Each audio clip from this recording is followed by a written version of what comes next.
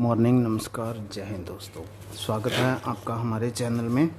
और आज की वीडियो में हम बात करेंगे माल्टा ऑनलाइन फ्री जॉब डॉक्यूमेंट क्या क्या हमें चाहिए, क्यों हमें वीज़ा नहीं मिलता, क्या रिजेक्शन होता है, कैसे अप्लाई कर सकते हैं। इसमें अप्लाई का ज़्यादा नहीं मैं बताऊंगा, ज़्यादा मैं बताऊंगा डॉक्यूमेंटेशन का, क्या क्या हमारे पास डॉक्यूमेंटेशन हो सकते हैं। ये वीडियो लंबी हो जाएगी, ये वीडियो 10 नहीं 20 30 40 मिनट की हो सकती है, ठीक है।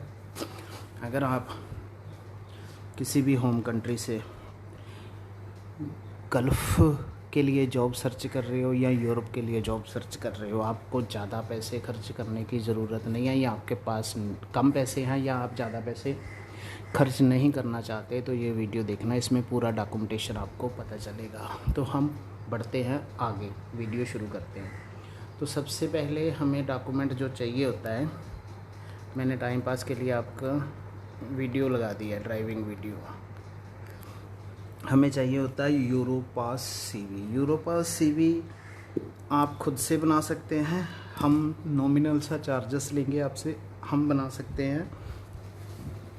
आप गूगल पर जाकर फिल करोगे गूगल में how to make Europass CV, तो वहाँ से भी आप बना सकते हो। मगर उसमें दिक्कत ये है, जब आप सीवी बनाओगे आपको जैसे वो फ़ोटो मांगेगा, सिग्नेचर, कोई फ़ाइल डाउनलोड करनी है, लाइसेंस, एक्सपीरियंस। तो जैसे आप बैक जाओगे फिर दोबारा उस पर जाओगे, तो अगर वो गलत हो गया थोड़ा सा भी, तो आपने जितना बनाया है घंटा, आधा घंटा, 1.5 घंटा लगा के, वो सारा दोबारा से वापस नहीं मिलेगा, उसमें बैकअप नहीं मिलता। फिर आप दोबारा शुरू करोगे, फिर जैसे वो बोलता है ना, कुछ हमें PDF वो डालना होता है उसमें, तो हमें ड्राइव पे जाना होता है या ऐसे किसी ऐप में जाना होता है उसको, तो वो चीज़ उसमें नहीं होती है, थोड़ी सी ये माइनस पॉइंट है। बाकी पहले सिंपल आता था, अब जो यूरोपास सीवी है वो फ़ोटो वाला आता है। अब मैं बताऊंगा आपको 3 तरीके बता दिए। हमसे अप्लाई कर सकते हो, खुद से कर सकते हो, किसी और से भी करवा सकते हो। बट फॉर्मेट लेके, जैसे मैं या कोई फॉर्मेट भेजता है, सीधा एडिट नहीं करवाना, उनको पता चल जाता है, वो लोग वो सबमिट नहीं करते, वो लोग वो एक्सेप्ट नहीं करते उस पर। ये चीज़ का ध्यान रखना। 200-400 में ये आपके 500 1000 के अंदर अंदर आपके ये सब डॉक्यूमेंट बन जाएंगे। Europass CV, cover letter, experience letter. इसके बाद मैंने बता दिया, अब बताते हैं यूरोपास में होता क्या क्या है, ख़ास चीज़ क्या है। देखिए, आपकी फ़ोटो होती है, दूसरे सीवी की तरह आपकी डिटेल होगी, मगर उसमें आपका licence number, passport number, licence कब बना, ये चीज़ें नहीं होती, ठीक है। आपकी फ़ोटो होगी, आपका एड्रेस होगा, आपका व्हाट्सएप नंबर, मोबाइल नंबर और ईमेल आईडी होगी, ठीक है दोस्तों। उससे थोड़ा सा हम नीचे जाएंगे, मैं एक सेकंड जूम करके आपको, बाकी सॉरी दोस्तों मैं आपको दिखा इसलिए नहीं रहा, मेरे पास है यूरोपास की, गूगल ड्राइव वाले, ये यूट्यूब वाले स्ट्राइक दे देते हैं, कॉपीराइट दे देते हैं। लेफ़्ट में फ़ोटो होती है, आपका बड़े अक्षर में नाम होगा, date of birth, nationality, gender, phone number, email ID, WhatsApp number, Skype ID. आपकी कोई और सोशल मीडिया आईडी है, जैसे जूम है, वाइबर है, ऐसे, तो वो भी डाल सकते हैं। इंस्टाग्राम, फेसबुक वगैरह नहीं डालना अलाउड है। इसके नीचे एक लाइन में आपका एड्रेस होता है, उससे नीचे आपका वर्क एक्सपीरियंस होता है। वर्क एक्सपीरियंस आप 2 या 3 से ज़्यादा वर्क एक्सपीरियंस नहीं डाल सकते, ना ही डालोगे। उसके नीचे फिर होगा एजुकेशन एंड ट्रेनिंग। एजुकेशन होगी, जैसे आपने 10th करी है, +2 करी है, तो आपकी +2 ऊपर आएगी, नीचे 10th आएगी।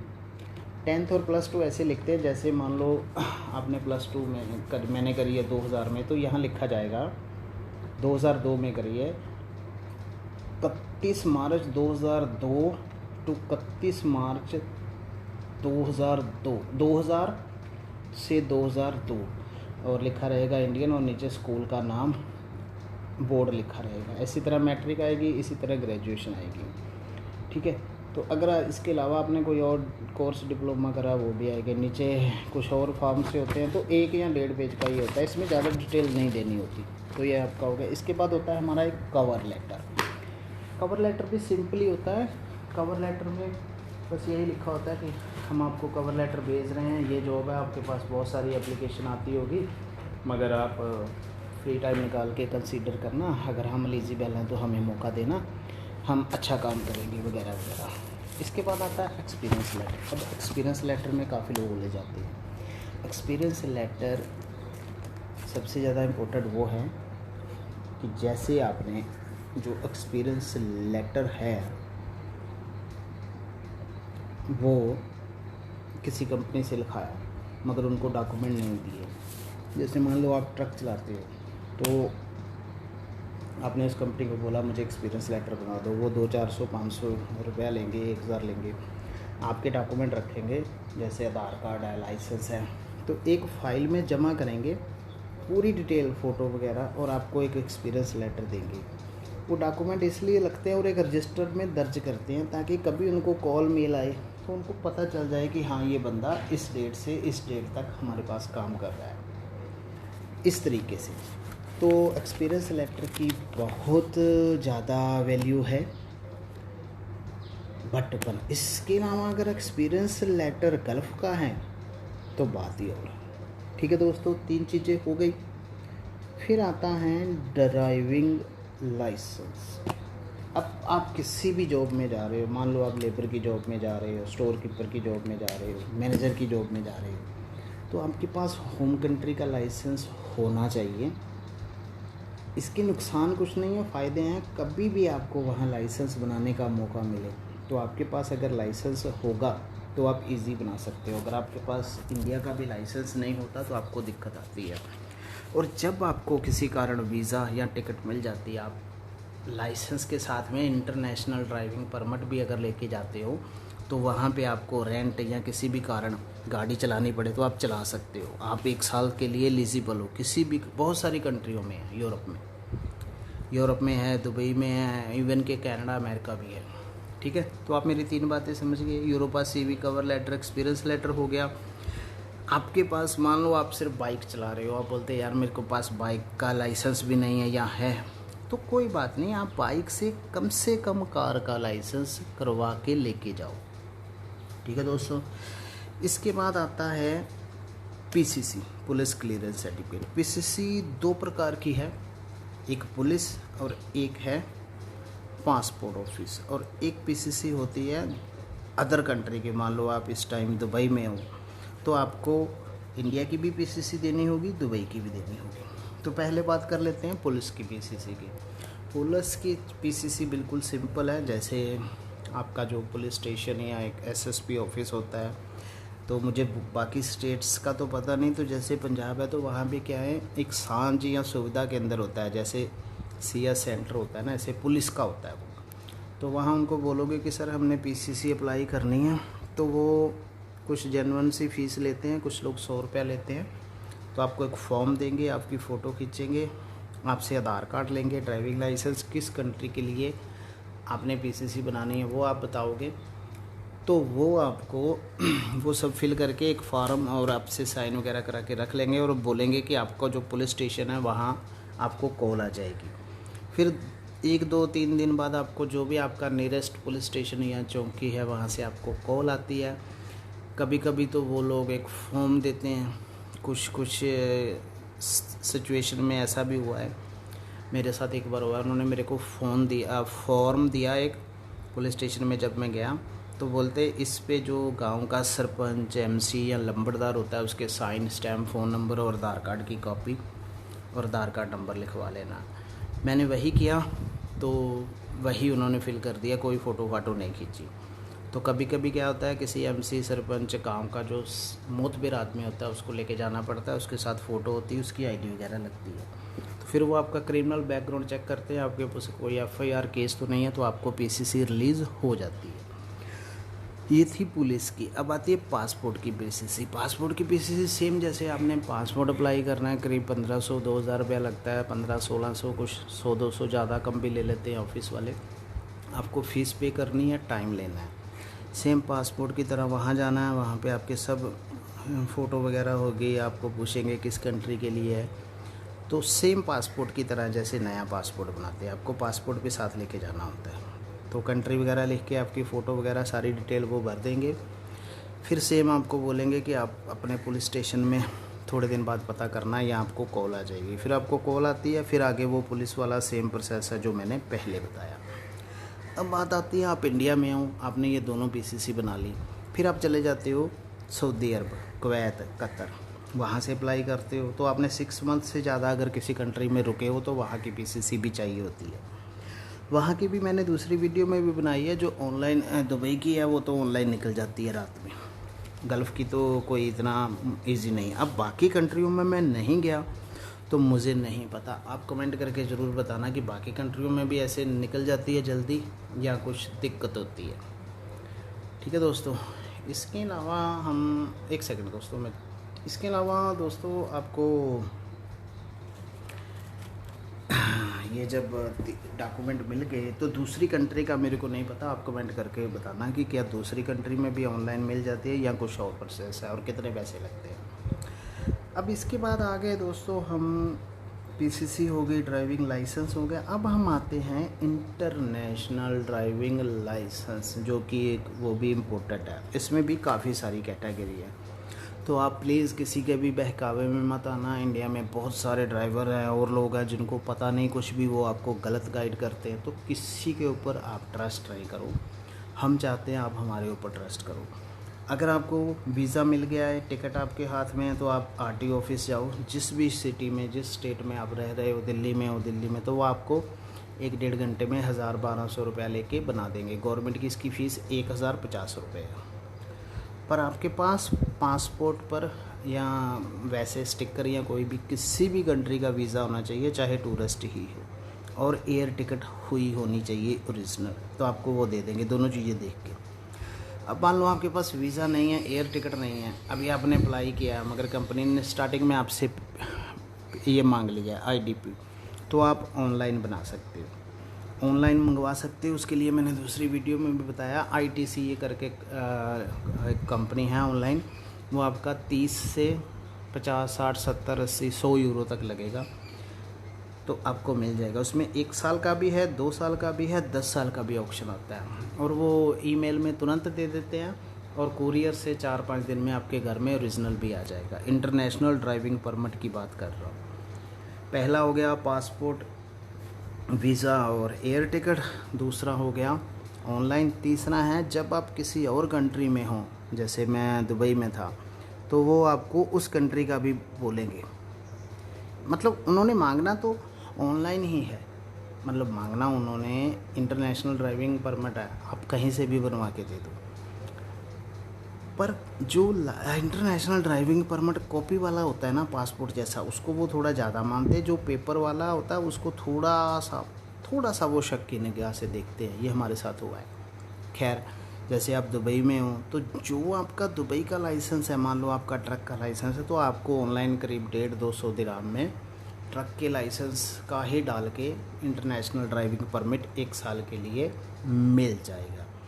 तो मैं उम्मीद करता हूँ आप इस चीज़ को भी, इस पॉइंट को भी समझ गए होंगे कि मैंने इंटरनेशनल ड्राइविंग लाइसेंस के बारे में भी बताया है आपको, और मैं उम्मीद करता हूँ आपको ये पॉइंट भी समझ में आ गया होगा। मान लो आपके पास बाइक का लाइसेंस है, दुबई का, कतर का या सऊदी का, किसी भी गल्फ़ कंट्री का, तो आप वहाँ के ऑफिस में जाके उनको बोलोगे लाइसेंस बना कर दो इंटरनेशनल। तो आपके पास अगर बाइक का लाइसेंस है, तो जो इंटरनेशनल लाइसेंस है उस पर भी बाइक ही लिखा रहेगा, यानी कि ए, कि ये सिर्फ बाइक चला सकता है। तो आप जिस कंट्री में भी जाओगे सिर्फ बाइक ही चला सकते हो, कार या ट्रक नहीं। अगर उसमें कार लिखा होगा तो आप कार चला सकते हो, अगर आप उसमें बस लिखा है आप बस चला सकते हो, अगर उसमें ट्रक लिखा है तो आप ट्रक भी चला सकते हो। ट्रक के नीचे आने वाली जितनी चीज़ें हैं वो सब चला सकते हो, जैसे बाइक, कार, बस। ठीक है, ये अपने मन से मैं बोल रहा हूँ, श्योर नहीं हूँ, हो सकता है किसी कंट्री में ऐसा कोई रूल ना हो। हर कंट्री का थोड़ा सा डिफरेंट रूल रेगुलेशन है। तो मैं उम्मीद करता हूँ ये पॉइंट आप समझ गए होंगे।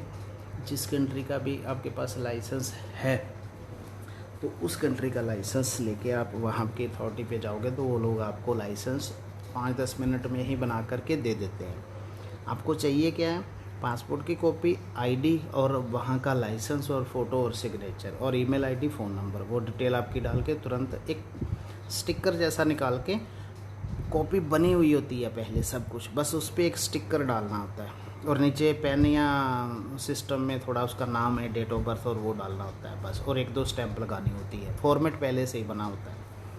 ठीक है दोस्तों, ये वो आपका हो गया, लाइसेंस का भी हो गया, पीसीसी का भी हो गया और डॉक्यूमेंट का भी हो गया। अब हम बात करते हैं पासपोर्ट की। पासपोर्ट सबको आपको पता है, मगर कुछ लोग क्या होता है, जैसे हमारे साथ भी हुआ कि आजकल कुछ कंट्री पासपोर्ट पे सरनेम लेने लग गई हैं। जैसे मान लो मेरा नाम है राजू श्रीवास्तव, तो मेरे उस पर लिखा है राजू श्रीवास्तव, तो वो ऐसे नहीं लेंगे, वो बोलेंगे श्रीवास्तव ऊपर लिखा रहेगा, राजू नीचे, सरनेम अलग से। तो उसके लिए आपको नया पासपोर्ट बनाना पड़ता है, वो भी हम काम करवाते हैं, जेन्युइन से चार्ज में आपको बना देंगे। मगर हमारे साथ जिस आदमी ने बनवाया था उसने हमारे से 25 से 30 हज़ार रुपये ले लिया था, क्योंकि हमें पता नहीं था। उसका भी तरीकाकार ये है, मान लो आप इंडिया से हो, आप दिल्ली में रहते हो, ठीक है, आपने इंडिया में दिल्ली में हो, आप पंजाबी हो, सिंह हो, सरदार हो या कोई भी, तो आपको पंजाबी, हिंदी और इंग्लिश 3 अखबार में निकलवाना होगा।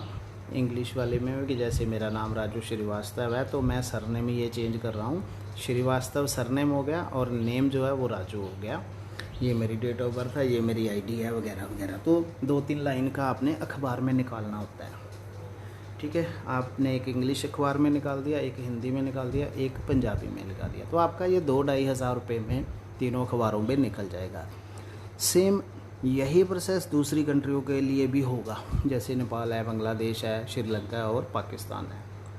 पर क्योंकि मुझे इतना पता है कि काफ़ी सारी कंट्रियां भी पासपोर्ट पे सरनेम मांगने लग गई हैं, तो आप सरनेम चेंज करवा सकते हैं। इसके बाद आप पासपोर्ट ऑफिस में जाओगे, तो हर पासपोर्ट ऑफिस के बाहर जो दलाल बैठे होते हैं, जैसे हम इंडिया की बात करें, जालंधर की, चंडीगढ़ की या शिमला की या दिल्ली की, तो वहाँ जो वो ऑफिस वाले हैं वो तकरीबन जेन्युइन सी फ़ीस लेते हैं, मतलब 3 से 4 हज़ार रुपया सब कुछ करवाने में, अखबार में, और 1500 आपकी फ़ीस है पासपोर्ट की। 1500 फ़ीस हो गई, 1000-1500 2-3 अखबार में निकालने के लिए हो गया।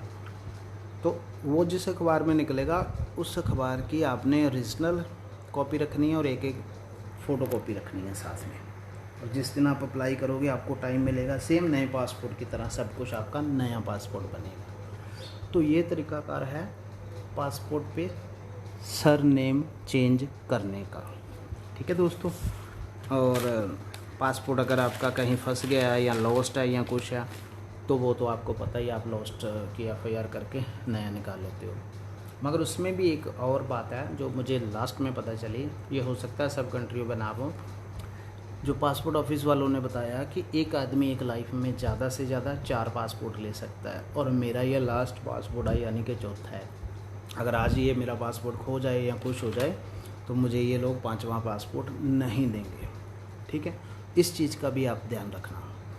तो ये टॉपिक हमारा क्लियर हो गया, पासपोर्ट सरनेम वाला।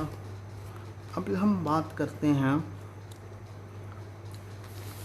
Tourist visa to work permit convert. कुछ लोग बोलते हैं कि टूरिस्ट वीज़ा पे चले जाओ, तो क्या माल्टा में टूरिस्ट वीज़े पे आके वर्क परमिट में कन्वर्ट होता है? जी हाँ, ये बिल्कुल सही है, होता है, मगर उसके तरीक़ाकार बहुत हैं, बातें बहुत हैं। कुछ बातें मेरी ऐसी हैं जो आपको बुरी भी लग सकती हैं, तो आप ध्यान से सुनना, ध्यान से समझना कुछ बातें, क्योंकि हम इंडियन या खासकर जो हम पंजाबी हैं, हम कुछ अपनी आदतों से मजबूर होते हैं, कुछ चीज़ें हम करते ही करते हैं।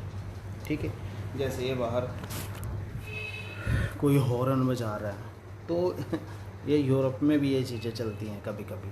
कुछ लोग इतने वो होते हैं, और यूरोप में भी कुछ लोग हॉर्न बजा देते हैं कभी कभी।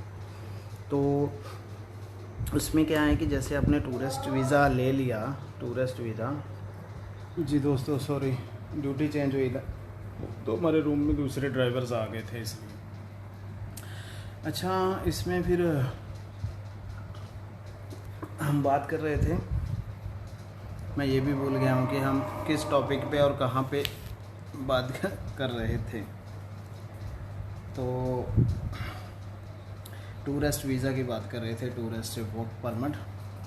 अब इससे आगे फिर हम जब अप्लाई करते हैं हम लोग, तो उसमें क्या होता है कि हमारी स्टेटमेंट अच्छी नहीं होती, आरटीआर नहीं होती, हमारे अकाउंट में सैलरी नहीं होती, पैसे सही नहीं होते, हमारा लेन देन सही नहीं होता और हमारे पास ट्रैवल हिस्ट्री नहीं होती, तो ज़्यादातर वीज़ा रिजेक्शन हो जाता है। और सबसे बुरी बात, जब हमारा वीज़ा भी लग जाता है, ये ऑस्ट्रेलिया, कनाडा, यूके और कनाडा में बहुत हुआ है, तो हम लोग क्या करते हैं, बड़े बड़े बैग में, मान लो उन्होंने टूरिस्ट वीज़ा दिया 7 दिन का, तो हम इतने बड़े बड़े बैग में सामान लेके बचाते हैं जैसे वहाँ 6 महीने के लिए रहना है। और उनको सब डॉक्यूमेंट रीजनल हमने साथ में डाले होते हैं, सीवी डाला होता है, स्कूल सर्टिफिकेट डाला होता है, ये सब चीज़ें डाली होती हैं। तो इससे भी बहुत सारी दिक्कत आती है उनको, तो वो समझ जाते हैं कि ये रहने के लिए आए हैं। अब टूरिस्ट पे आप जा रहे हो 7 दिन के लिए, तो आपने बर्तन क्या करने, आप सारा करियाना, बर्तन, ये सब चीज़ें लेके जा रहे हो, इतना ज़्यादा कपड़ा लेके जा रहे हो, तो वो समझ जाते हैं। तो कभी कभी एयरपोर्ट से भी वापस स्टूडेंट को या टूरिस्ट वीज़े वाले को, कभी कभी तो स्टडी वीज़े वालों को भी किसी किसी को वापस भेज दिया है। तो ये हॉबी है कि हम ये अब आपको मान लो टूरिस्ट वीज़े पे गए हो और कन्वर्ट करना है, मान लो माल्टा गए हो, तो आपके सामने एक प्रॉब्लम है, आपने रीजनल डॉक्यूमेंट कैसे लेके जाने हैं। अब कॉमन सेंस की बात है जो ज़्यादातर हमारे पंजाबियों में नहीं है बिल्कुल, और दिमाग तो शायद ही किसी में हो। तो आप क्या करो, आपने जो रीजनल डॉक्यूमेंट है आप कुरियर करो, जहाँ आप जा रहे हो वहाँ का कोई भी एड्रेस, या बिना डॉक्यूमेंट के चले जाओ, उसको बैग में भर के रख लो। जब वहाँ जाके आपको एड्रेस मिलेगा, इंडिया में फ़ोन कर देना, 2-3 हज़ार रुपया लगता है, आपको कुरियर मिल जाएगा वहाँ पे। कितनी मुश्किल बात है, कोई बड़ी बात नहीं। पर जब आप अपने बैग में भर भर के डॉक्यूमेंट, बर्तन, ये सब चीज़ें लेके जाते हो, तो कहीं ना कहीं उनको शक होता है। बाकी कन्वर्ट हो जाता है, काम मिल जाता है। और सबसे बड़ी बात है, हम लोग कोई काम नहीं सीखते, हम मेसन का काम नहीं सीखते, कारपेंटर का काम नहीं सीखते, वेल्डिंग का नहीं सीखते, इलेक्ट्रीशियन, एसी, शटरिंग, कारपेंटर, ये कुछ भी हम बिल्डिंग साइड का या कुछ भी जो हाथ में आपके होता है ना कि हमारे हाथ में हुनर है, वो काम नहीं सीखते। पंजाब में क्या है, कोई कुछ नहीं करेगा, ज़्यादा से ज़्यादा आइलट कर लेगा या लड़की आइलट करेगी, उससे शादी करेगा और बाहर चले जाएगा। और इतने लानती लोग होते हैं, जाते जाते लाइसेंस भी नहीं लेके जाते कि एक लाइसेंस भी बना लो। और कोई काम हाथ का उनको सीखने को बोलोगे ना, मौत पड़ जाएगी उनको, मौत समझते हो ना, मर जाएंगे, मगर कोई भी काम सीख के नहीं जाएंगे। फिर वहाँ पे जाके बोलेंगे वहाँ पे तो काम ही नहीं मिल रहा। अरे बेवकूफ़, इंग्लिश तुमको नहीं आती, पढ़े तुमने ज़्यादा, काम आपने कोई भी नहीं सीखा, तो आपको क्या काम मिलेगा, फिर ऐसे धक्के ही खाओगे वहाँ पे। तो ये कुछ चीज़ें हैं जो आपने नहीं करनी है, जितना हम आपको बता सकते हैं हमने बता दिया, ठीक है।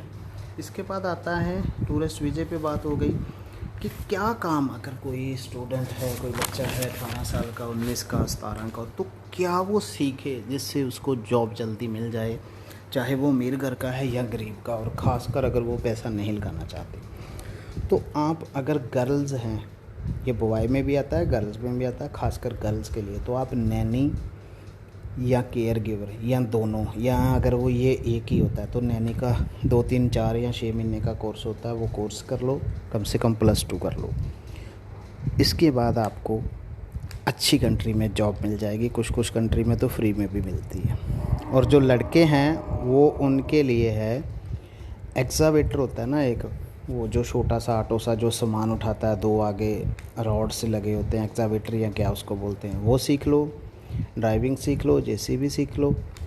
एक्सावेटर की बहुत सारी डिमांड है। और हेल्थ में, नर्सिंग में जेंट्स भी होते हैं, लड़के भी होते हैं, अकेली लड़कियां नहीं होती। आपको शायद ये अजीब लगे, आप नैनी का ऐसा कुछ कोर्स भी कर सकते हो, स्टाफ नर्स का, एएनएम का, जेएनएम का, जिसमें लड़कों को लिए भी जगह होती है। वो चेक कर लेना, पता कर लेना, वो कर लो, आपको 100% दुनिया की बड़ी से बड़ी कंट्री से ऑफ़र आएगी। मान लो एक लड़का है, उसके पास एएनएम, जेएनएम या बीएससी का डिप्लोमा है, या नैनी का या केयर गिवर का, तो भाई साहब उसको UK, America, USA, Canada, New Zealand, हर कंट्री से ऑफ़र आएगा कि आप हमारे पास आ जाओ काम करने के लिए। आप स्टाफ नर्स हो, डी फार्मेसी हो, बी फार्मा हो, एमबीबीएस हो, तब भी। हेल्थ केयर वाले, जो ये हॉस्पिटल वाले, मेडिकल लाइन में जो केयर करते हैं, वो आपने काम सीखा ना, तो इसकी बहुत डिमांड है दोस्तों। गल्फ़ में बहुत है, यूरोप में बहुत है, दुनिया की हर कंट्री में हर लोग बीमार होते हैं हॉस्पिटैलिटी में, तो आपको पता ही है। तो ये काम आप सीख लो। मैंने आपको ट्रिक भी बता दी, डॉक्यूमेंट बता दिया और काम भी बता दिया जो नए लोग काम सीखना चाहते हैं। एक्सावेटर का पंजाब में बहुत सारे स्कूल हैं, 5 से 10 हज़ार रुपया लगता है। आप 10 15 20 दिन में, महीने में सीख जाओगे। फिर अपने इंडिया के या किसी भी कंट्री को गए उस लाइसेंस पे भी वो रखना। और दूसरी बात, अगर आपको गल्फ़ में काम मिले तो आप पहले गल्फ़ में चले जाओ, फिर यूरोप या बड़ी कंट्री में चले जाना। उससे आपका एक्सपीरियंस जो है वो काउंट होता है। ठीक है दोस्तों, तो ये भी हमारा हो गया कवर। अब इसमें रह गई एक दो चीज़ें, मैं वो भी आपको बता दूं कि जब आप गल्फ़ में जाते हो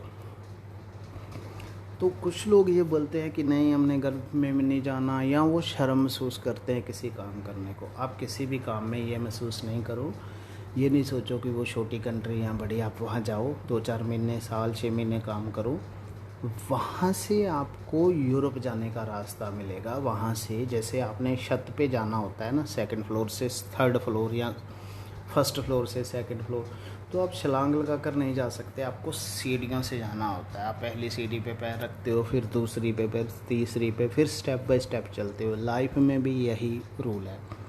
आप एकदम से इंडिया से उठ के 10वीं 12वीं करके या टूटी फूटी आइलेट करके आप सीधा सोच रहे हो मैं कनाडा में चले जाऊँ, मैं ट्रक ड्राइवर में चले जाऊँ। हाँ, एक बात और, ट्रक ड्राइवर की भी बात कर लूँ। चंडीगढ़ में बहुत सारे ऑफिस में चोर बैठे हैं। 99.9% जो चंडीगढ़ में ऑफिस वाले हैं वो चोर हैं। सबसे ज़्यादा वो क्या करते हैं, कनाडा का, माल्टा का, अभी तो माल्टा का बहुत काम करने लगे हैं, वीज़ा देते हैं। और फेक ट्रैवल एजेंट को पहचानने का क्या है, उनकी ईमेल आईडी, फ़ोन नंबर और लैंडलाइन नंबर। फ़ोन नंबर पुराना होगा, उसको गूगल में सर्च करो, रिव्यू चेक करो, और वो आपका, मान लो आपको इटली का 7 या 8 लाख खर्चा है ना, तो वो 1-1.5-2 लाख बोलेगा। ठीक है, फिर आपको बोलेगा इधर आओ, ऑफ़र लेटर आया है, मेडिकल करवाओ, ऑफ़र लेटर पे साइन करो। वो आपको ओरिजिनल डॉक्यूमेंट नहीं देगा। और आपकी क्वालिफिकेशन, जैसे ट्रक ड्राइवर में वो बोलेगा +2 नहीं चाहिए, आइलेट्स नहीं चाहिए, दुबई का लाइसेंस नहीं चाहिए, इंडिया का लाइसेंस है तब भी ठीक है, नहीं है तब। और वो इतने कम रेट बताते हैं कि हम इंडियंस खासकर उसमें फंसते हैं। दूसरी स्टेट वाले, पंजाब के नहीं, राजस्थान हो गया, यूपी हो गई, हरियाणा हो गया, तो ये भोले भाले लोग, मुंबई तक से आदमी वहाँ पे आके मरवाने आते हैं चंडीगढ़ में, और मरवा के चले जाते हैं।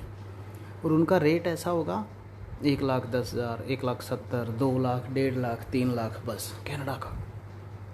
होता कुछ नहीं, मेडिकल करवाएंगे, थोड़ा बहुत डॉक्यूमेंटेशन देंगे, 5-10 हज़ार का मेडिकल में खाएंगे, 10-20-30 हज़ार रुपया ले लेंगे बस।